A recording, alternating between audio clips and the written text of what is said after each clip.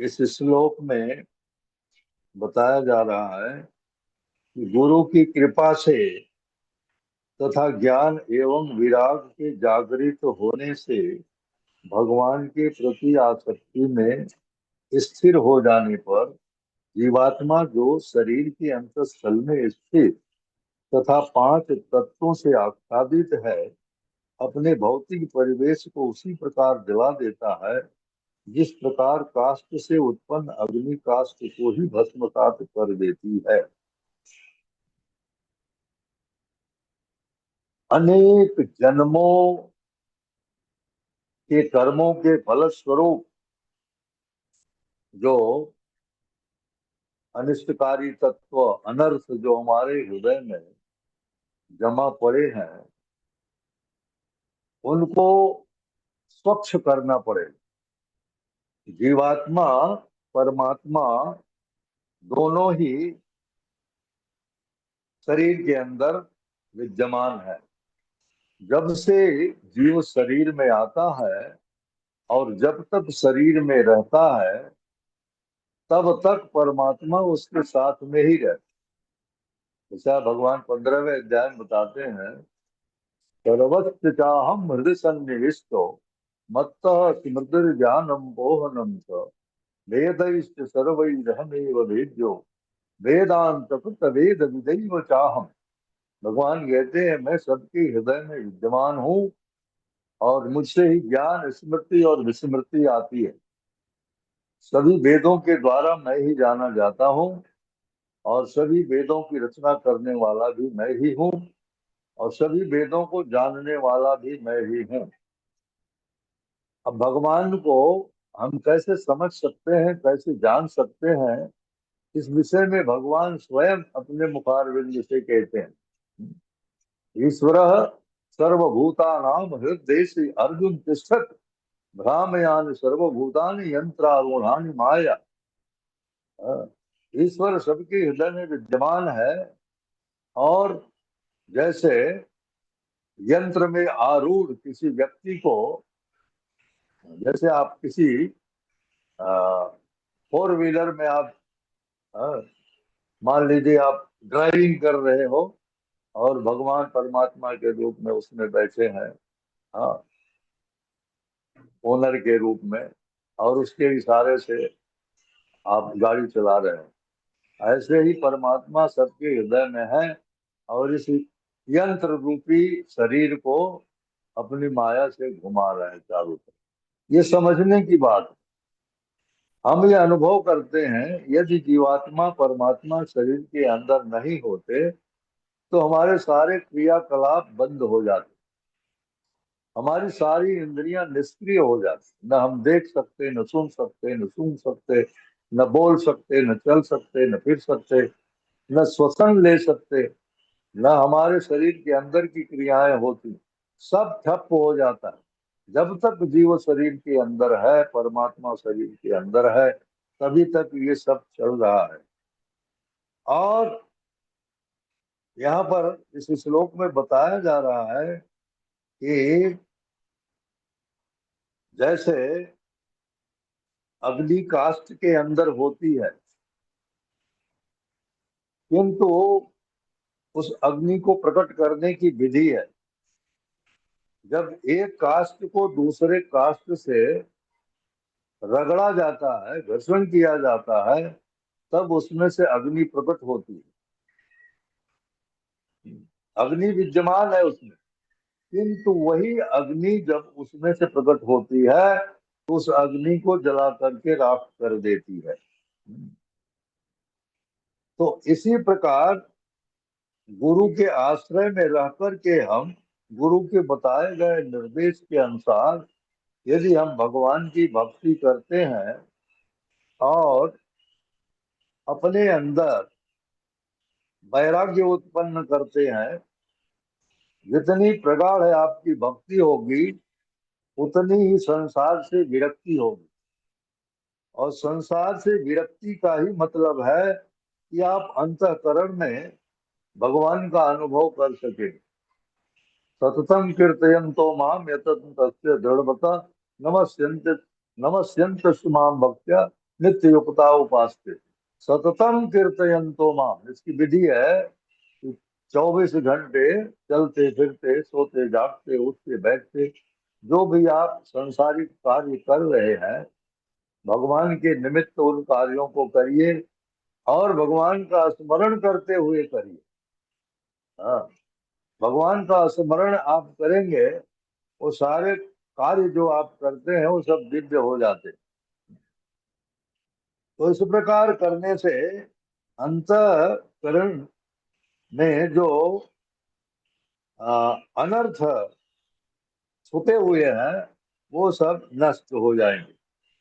शिल्पोपात बता रहे हैं, तात्पर्य में कहा जाता है कि हृदय के भीतर जीवात्मा का परमात्मा साथ साथ निवास करते हैं। वेदों का कथन है, हृदय यह यह महात्मा, आत्मा तथा परमात्मा दोनों हृदय के भीतर वास करते हैं।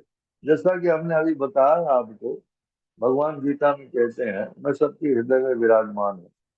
हाँ, दो तरह से बताया उन्होंने।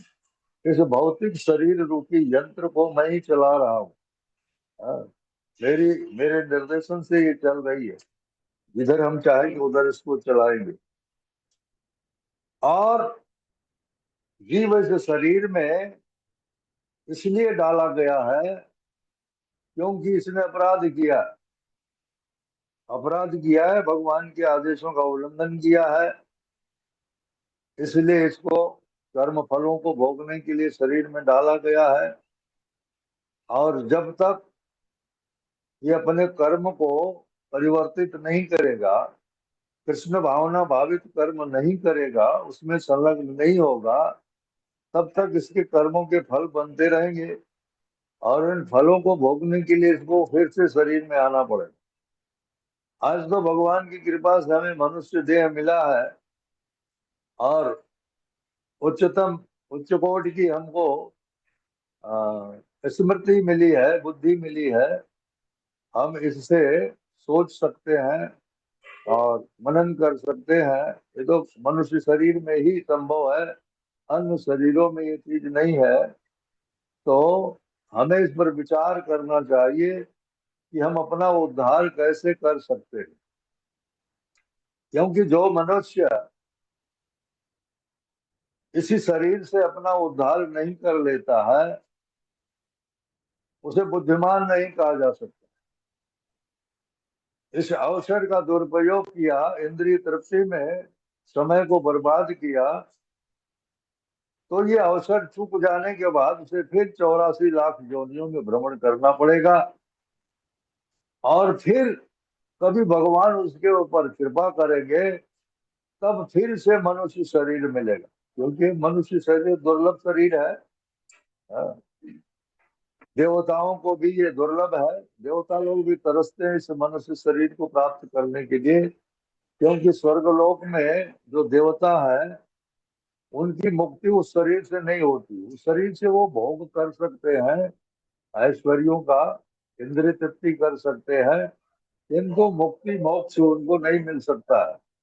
मोक्ष के लिए उनको फिर से इस शरीर में, मनुष्य शरीर में आना पड़ता है। हाँ, लोग पुण्य कर्म करते हैं इस संसार में, तो सोचते हैं कि हम पुण्य कर्म करते हैं तो हम वैकुंठ जाएंगे। पुण्य कर्म करके वैकुंठ नहीं जा सकते, वो लोग नहीं जा सकते। पुण्य कर्म करके वो स्वर्ग में जा सकते हैं, स्वर्ग के भोग विलास को भोग सकते हैं, किंतु कब तक? जब तक उनके पुण्य का कोटा है, पुण्य की पूंजी जब तक है, तब तक वो स्वर्ग में भोग विलास कर सकते हैं। किंतु जब वो पूंजी खत्म होगी तो छीणे पुण्य मर्त्यलोके विसंति, और पूंजी खत्म होगी तो फिर वो मृतलोक में आएंगे। इतना ही है कि पुण्य कर्म किए हैं, भगवान की थोड़ी बहुत भक्ति किए हैं, तो सेवा के फलस्वरूप इस संसार में उनका पुनर्जन्म जब होगा, मनुष्य देह में होगा, मनुष्य देह प्राप्त होगी, और जन्म भी कहाँ होगा? किसी नाम श्रीमताम गेहे योग भ्रष्टो अभिजायते। यदि सिद्धि प्राप्त नहीं कर पाए तो इस संसार में आएंगे, उनका जन्म होगा या तो पवित्र धनवान ब्राह्मण कुल में होगा, या तो धनवान के घर में होगा। किंतु ये धनवान और पवित्र ब्राह्मण ये दोनों के यहाँ जन्म लेने से भी जीव की मुक्ति नहीं हो पाती, क्योंकि धनी व्यक्ति के यहाँ जन्म लेगा तो फिर वो धन कमाने की विद्या सिखाएगा उसको, और पवित्र ब्राह्मण कुल में जन्म लेगा तो वो कर्मकांड की विद्या सिखाएगा, वेदाध्ययन में कराए उसको लगा देगा। तो भक्ति तो मिलेगी का जब वो किसी भक्त के यहाँ, किसी योगी के यहाँ जन्म लेगा, अथवा योगी नामक कुले बहुत धीमता, किसी योगी के यहाँ जन्म होगा, किसी भक्त के यहाँ जन्म होगा, तब उसे फिर से भगवान की भक्ति करने का अवसर मिलेगा। और बिना भगवान की भक्ति के उसको मुक्ति नहीं मिल सकती है आवागमन के चक्र से। लेकिन ये भगवत भक्त के यहाँ जन्म लेना ये जरा दुर्लभ है। इतना आसान नहीं है। अनेक जन्मों के जो पुण्य कर्म है और भगवान की भक्ति जो किया है, जैसे गीता में भगवान बताते हैं, नेहा विक्रम नाथो से प्रत्युरायो न विद्यते स्वल्पम अप्यस्य धर्म से प्रायते मातो भयात। भगवत सेवा में थोड़ा बहुत यदि कोई किसी ने किया है तो वो कभी नष्ट नहीं होता है, वो बहुत बड़े भय से रक्षा करता है। और बहुत बड़ा भय क्या है? सबसे बड़ा भय इस संसार में मृत्यु है। जन्म सुधारना बड़ी बात नहीं है, मृत्यु को सुधारना बड़ी बात है। हमारी मृत्यु हो तो हम फिर इस संसार में न आवे, हम इस शरीर को छोड़े तो फिर इस संसार के चक्र में हम ना फंसे। ये उद्देश्य है मानव देह प्राप्त करने का। तो बात महाराज तात्पर्य बताते हैं, जीवात्मा का उद्धार तब होता है जब वो भौतिक हृदय से बाहर निकल जाता है, अथवा हृदय को स्वच्छ करके आध्यात्मिक बना देता है। यह कब संभव होगा? जब हम भगवान के दिव्य नामों का कीर्तन करेंगे, हाँ, जप करेंगे, भगवान के रूप गुण लीला परिकर इत्यादि की, हाँ, कथाओं का श्रवण करेंगे, श्रवण इंद्रिय और वाक इंद्रिय को हम भगवान की सेवा में लगा देंगे, और अपनी सारी इंद्रियों को भगवान की सेवा में लगा देंगे, तभी हम अपने आप को मुक्त कर सकेंगे। हाँ, इस हृदय से जीवात्मा बाहर निकले तो वापस फिर इस भौतिक शरीर में प्रवेश न हो, कर्तव्य है। तो यहाँ पर दिया गया दृष्टांत अत्यंत उपयुक्त है। योनिम इवोत्थितो अग्नि, अग्नि काष्ठ से उत्पन्न हो जाती है तो काष्ठ को ही पूर्ण रूप से जला देती है, जैसा कि आप लोग बात महाराज बता रहे। हमने बताया आपको, अग्नि काष्ठ में है, लेकिन काष्ठ से जब अग्नि प्रकट होती है तो काष्ठ को ही जला देती है। गीता में भगवान कहते हैं, अभिषेद पापेभ्य सर्वेभ्य पाप कृतमा सर्व ज्ञान प्लवे नैव विजिनम संतरिष्यति। चाहे कोई कितना भी पापी हो, कितना भी बड़ा पापी हो, नो प्रॉब्लम, यदि वो ज्ञान रूपी नौका पर सवार हो जाता है तो वो इस भव सागर को पार कर लेता है, अपना उद्धार कर लेता है। किंतु ज्ञान प्राप्त कैसे होगा? ज्ञान की प्रभुता क्या है? यथई दान सबिद्धो अग्नि भस्मसात कुरुते अर्जुन, ज्ञान अग्नि सर्वकर्माणि भस्मसात कुरुते था। जैसे अग्नि ईंधन को जला करके राख कर देती है, उसी प्रकार ज्ञान अग्नि जो है ये हमारे सारे कर्म फलों को जला करके राख कर देती है। लेकिन ज्ञान प्राप्त कैसे होगा? श्रद्धावान लभते ज्ञानम तत्पर संयतेन्द्रिय ज्ञानं लब्ध्वा पराम शांति मचिरनादि गच्छति। ज्ञान भी श्रद्धावान को भी उपलब्ध होता, श्रद्धावान नहीं है जो, उसे ज्ञान प्राप्त नहीं हो सकता। प्रामाणिक गुरु के शरण में जाए, उसके अंदर श्रद्धा हो, निष्ठा हो, तो वह वहां से ज्ञान प्राप्त कर सकता है गुरु के मार्गदर्शन में। और अज्ञाश्चा श्रद्धानश्च संशयात्मा विनश्यति नायम लोकोस्ति न सुखो। हाँ, नायम लोकोस्ति न सुखम। ये श्रद्धावान जो है उसी को ज्ञान प्राप्त होता है, और जिनके अंदर श्रद्धा नहीं है, संदेह है, शंका है, पता नहीं भगवान है कि नहीं है। हाँ, आप श्रीमद् भगवत गीता पढ़ते हो, भागवत पढ़ते हो, और आपके अंदर ये शंका हो, ये तो किसी मनुष्य ने लिखा है। हाँ, इसमें ये तो कोई मनुष्य ने ही लिखा है, क्या पता भगवान ने बोला है इसमें भगवत गीता में।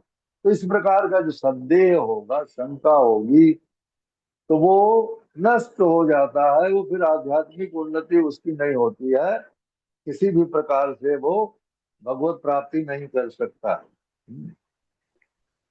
तो ये प्रज्वलित अग्नि ताप तथा प्रकाश से दृष्टिगोचर होते। अग्नि को हम कैसे पता कर सकते हैं कि ये अग्नि है यहाँ? अग्नि जहाँ होगी उसका प्रकाश फैलेगा, उसका ताप फैलेगा। इसी प्रकार जो सिद्धि प्राप्त कर लेगा जीवात्मा, वो जहाँ रहेगा उसका प्रभाव चारों तरफ फैलेगा, इससे ये जाना जा सके। हाँ?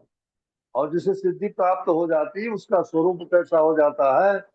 जैसे लोहे को अग्नि में डाल दो और कुछ देर तक उसको गर्म करो, तो लोहे का रंग अग्नि का रंग जो है एक हो जाता है। आप ये पहचान नहीं पाओगे कि लोहा है कि अग्नि है।